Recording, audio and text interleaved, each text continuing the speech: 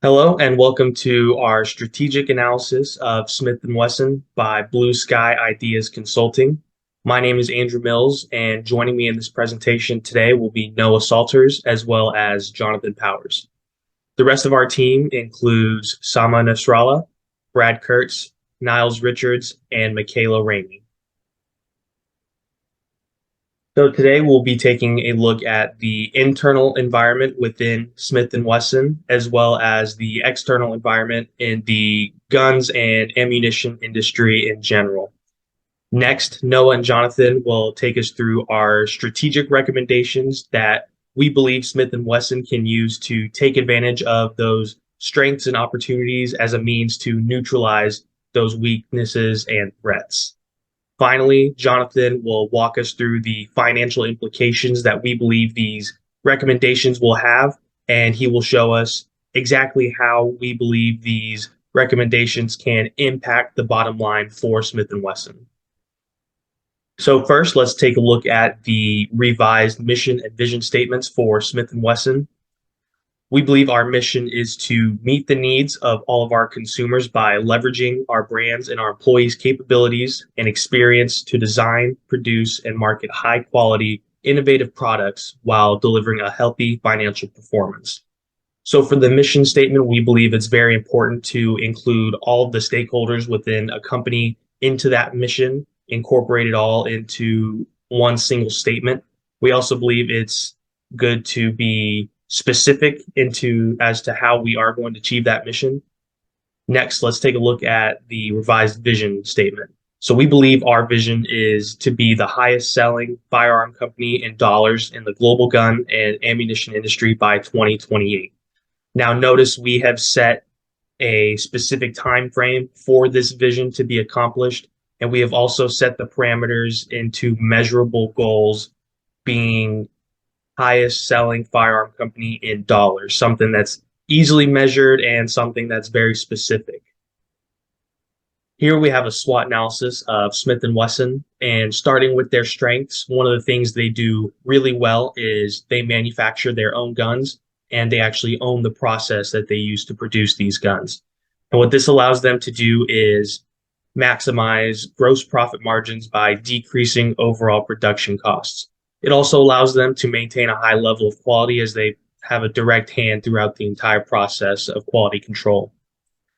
Next, they have brand recognition. As one of the oldest gun companies in America, they have that brand awareness, but they also have the brand reputation of being a company that sells reliable and high quality guns. Last, as a successful gun company in the US, they have ample resources to spend on research capabilities, meaning that they can always stay at the front as a leader in research and technology and other processes. So moving on to Smith & Wesson weaknesses, they do a lot of things great, but some things they have room for improvement on is the diversity in their product line. So right now, about 94% of their sales comes from handguns and long guns. And when you put all of your eggs in one basket, so to speak, like this, it leaves you vulnerable to variable demand for these handguns and long guns that could be affected by many factors such as economic factors or government regulations or other legal factors. One last thing that Smith & Wesson can improve on is their efficiency in marketing. So this most recent year in 2022, they increased their spending on marketing. However, they saw a decrease in total sales. And so what this means is they're not efficiently converting their marketing resources into actual net sales. Thank you, Andrew. Now, taking a look at the opportunities and threats in the firearm and ammunition industry, we chose three that we believed were the most significant for each. For opportunities, we believe that the non-lethal market, e-commerce, and technological advancements are the biggest three. Within the non-lethal market, we think the airsoft industry has great potential. Currently, the airsoft industry has a market size of $534 million, with an estimated growth of 7.4%. Next, we look at e-commerce. That may sound odd considering you cannot ship a gun directly to a customer, but we are leaning in the direction of using e-commerce to be able to learn the spending habits of the current and possible future consumers using the cloud data. This would increase the sales in the industry by increasing the conversion rates of the customers that see the ads. The last thing we believe is the most important in the industry is technological advancements. The advancements will come and go whether we like it or not, and we believe that Smith & Wesson is in a good position to implement these new technologies because of their large cash reserves and basically non-existent levels of borrowing. Next, we look at threats in the industry, which are public perception, government regulation, and economic downturn. We believe the public perception could lead to negative impact in the industry, which is why we think that getting more heavily involved in the non-lethal market is so important. Because of the growing negative public perception of the firearm industry, we believe we could be facing stricter government regulations on guns that can be sold to civilians. These could include limiting ammo capacity or fire rate, which is big amongst most gun owners. The last threat we find important is the economic downturn that is sure to come. Current market indicators such as rising interest rates could mean that a recession is coming. Previous data shows that a typical recession could last anywhere from around 11 months to 2 years. This could mean the industry is in for declining sales. Next, on to our short-term recommendations. The first recommendation is to take a steady approach to our operations and investing. We believe that this is a smart idea because of the direction the market is going. Currently, it looks like the economy is heading towards a recession within the next 12 months. In the months leading up to this recession, interest rates will be high, so it will not be the best decision to take out loans during this time. During the recession, interest rates will drop back down, and we believe Smith & Wesson will have enough cash to act as collateral if they want to take out loans during this time that will have a lower interest rate. Also, Smith & Wesson is wrapping up its headquarters move towards the end of 2023. Because of this, we think that it will also be not best to make any changes to the current metrics just in case of any problems during the move. The high inventory levels lead us to believe that by taking a passive approach, we could save money on production and eat up some of the excess inventory.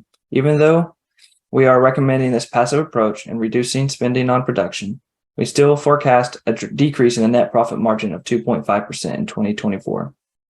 But we believe this decline is acceptable because of the reduced risk we are taking on.